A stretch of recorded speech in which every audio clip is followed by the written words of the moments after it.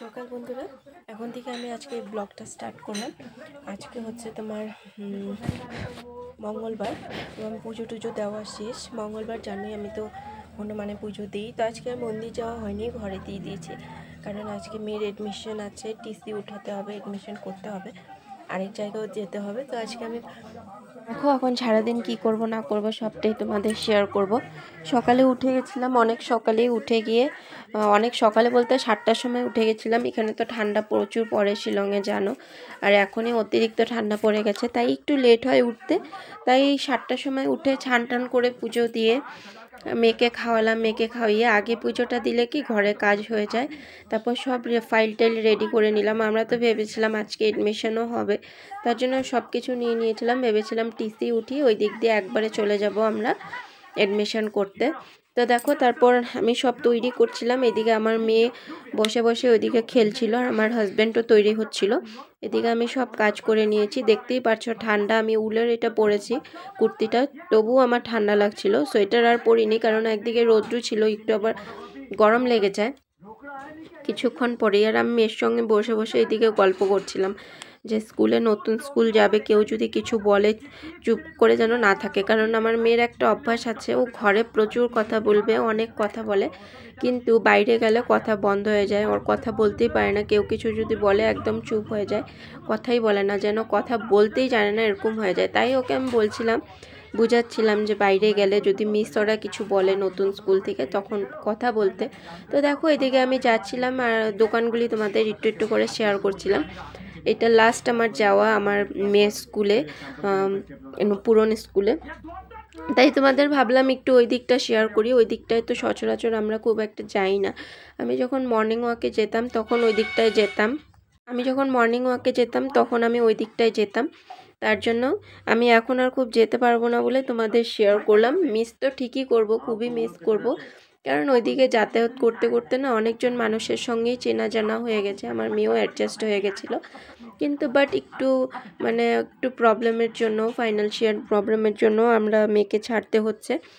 তো দেখা যাক, ঠাকুর যদি কখনো আমাদের সব কিছু বিজনেস সব দিকেই ঠিক রাখে ঠাকুরের আশীর্বাদে, তো আমরা নিশ্চয়ই বড় স্কুলে দেওয়ার চেষ্টা করবো। আর এইদিকে দেখো গাছটা, তো এইদিকে দেখো ওই গাছটা আমি তোমাদের দেখালাম। এটা প্রতি নভেম্বর থেকে ডিসেম্বরের মধ্যেই গাছটা হয়ে যায়, ক্রিসমাসের আগে আগে। ঠিক কি বলে গাছটাকে, হয়তো চেরি নাম দিয়ে কিছু একটা বলে, আমি ক্লিয়ার বলতে পারলাম না।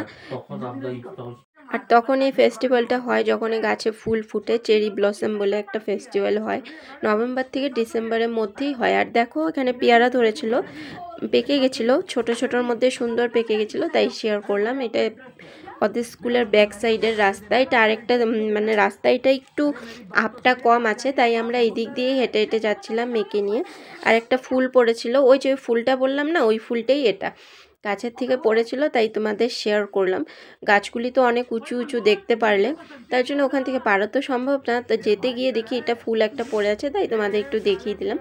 এটা স্কুলের ফ্রন্টের দিক, তাই আমরা এখন এদিক দিয়ে এন্ট্রি করব। পিছন দিয়ে রাস্তা আছে, কিন্তু পিছন দিয়ে বন্ধ করে রেখেছে। তো আমরা বসে আছি টিসির জন্য। আর ওইদিকে ডিসেম্বরে ক্রিসমাস বলে স্কুলে দেখো সাজিয়েছে, এটা টিচার ওরাই করে, তোমার সাজিয়ে রাখে।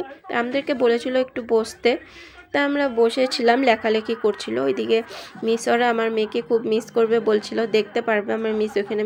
আমার মেয়ে মিসদের সঙ্গে বসে কথা বলছিল, একটা বাচ্চাও পেয়েছে, বাচ্চার সঙ্গে বসে খেলছিল। আর এখানে সব মিসগুলির সঙ্গে তোমাদের শেয়ার করিয়ে দিলাম। আমি তো সেরকমভাবে শেয়ার করতে পারি না, খুব একটা আমার লজ্জা লাগে স্কুলে গিয়ে এরকম সবার সামনে ভিডিও করতে। কিন্তু ভাবলাম আজকে লাস্ট ডে আমার মেয়ের, আমিও যাব না আর স্কুলে, তো ঘুরতেও যাব না, এমনিও যাওয়া হবে না, তো চলো তোমাদের সঙ্গে শেয়ার করি সব কিছু। তো দেখো আমার মেয়ে একটা বাচ্চার সঙ্গে খেলছিল, আর এদিকে ওর মিস কথা বলছিল, ক্লাসের মিস, যে ও ছেড়ে যাবি, গিয়ে মন খারাপ লাগবে। তো সবার সঙ্গে সত্যি কথা বলতে ও খুব মিলে গেছে সব টিচারের সঙ্গে, আর টিচার ওরা ওকে খুবই ভালোবাসে, কারণ ও একটু চালাক না, ওরকম মেয়েদের মতন চালাক না, ও একটু নম্র টাইপের। ওকে যে যেটা বলে ও সেটাই বুঝে নেয়। দেখো আমরা ঘরের সামনে এসে গেছি, এখন ঘরে যাব। আমাদের ঘরে আস্তে আস্তে 12টা 1টা বেজে গেছিলো, তার জন্য আর দোকান খোলা হয়নি। আজকে আরও মঙ্গলবার ছিল বলে নিরামিষ ছিল, তাই আসার সময় দোকান থেকে আমরা পুরি সবজি নিয়ে এসেছিলাম, যে এসে কি বানাবো কি খাবো। তো দোকান থেকে নিরামিষ পুরি সবজি কিনে এনে তা আমার আর আমার হাজব্যান্ডের জন্য, আমরা দুজনই নিরামিষ খাই।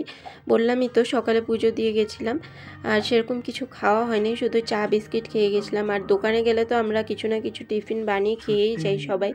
তো চলো আগে হাজব্যান্ডকে দিয়ে নিই, তারপর আমি খেয়ে নিব, তারপর দুপুরে রান্না করব। কারণ রান্নার দিদি আসে তো আস্তে আস্তে অনেক লেট হয়ে গেছিলো আজকে। আর ও তো রান্নার দিদি নিরামিষ করবে না, আমাদের তো নিরামিষ চলছে, তাই আমার আর আমার হাজব্যান্ডের জন্য আলাদা করে বানিয়ে রাখি। আমি সয়াবিন করেছিলাম আর হাজব্যান্ডের জন্য আলু সিদ্ধ ভাত একদিকে খাচ্ছিলাম, একদিকে বানাচ্ছিলাম, একদিকে মেয়ের সঙ্গে কথা বলছিলাম। তো আজকে আর সকাল থেকে আর দোকানে যাওয়া হয়নি, ওই 1টার সময় দোকানে গিয়ে কি করব, আমরা তো 2টার মধ্যে বন্ধ করে সকালে সবাই খেতে চলে আসি। তার জন্য আর দোকানে যাইনি 1-1.5 ঘন্টার জন্য। তো দেখো এদিকে রান্না টান্না করে তো 2টার সময় মেয়েকে খাওয়াতে চলে আসলাম, মেয়েকে এইদিকে খাওয়াচ্ছি। আর আমাদের ডাইনিং টেবিল নেই বলে কেউ কিছু মনে করো না প্লিজ, এই জায়গাটা স্কিপ করে যেও, কারণ আমাদের রুম দেখে তোমরা বুঝতেই পারছো যে ভাড়া ঘরের মধ্যে সেরকম অ্যাডজাস্ট করে যে আমরা ডাইনিং টেবিল পাতবো সেই জায়গাটা নেই। তার জন্য আমরা বিছনার মধ্যে সাধারণত টুল নিয়ে খাওয়ার চেষ্টা করি, পাকার মধ্যেও সেরকম যে বসে খাবো সেইটারও উপায় নেই।